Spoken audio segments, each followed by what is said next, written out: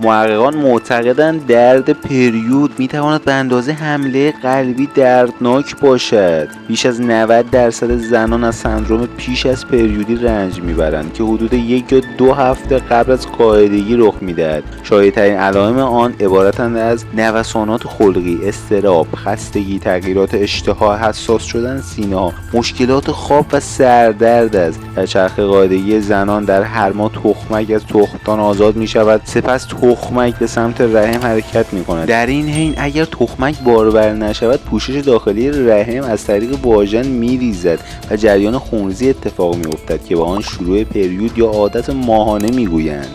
2 نوع درد پریود وجود دارد: دیسمنور اولیه و ثانویه. دیسمنور اولیه درست کمی قبل از قاعدگی یا در طول قاعدگی باعث درد خفیف یا شدید در زیر شکم، کمر یا ران می شود و علائم آن تعب و اسهال و سردرد است. دیسمنور ثانویه ناشی از شرایطی مانند اندومتریوز، فیبروم یا بیماری التهابی لگن است که منجر به درد شدید و مشکلات بالقوه باروری می شود. زنان در طول دوره قاعدگی خود حدود 20 تا 90 میلی لیتر، حدود 1 تا 5 قاشق غذاخوری خون از دست می دهند، اگرچه برخی ها خونریزی شدیدتری دارند.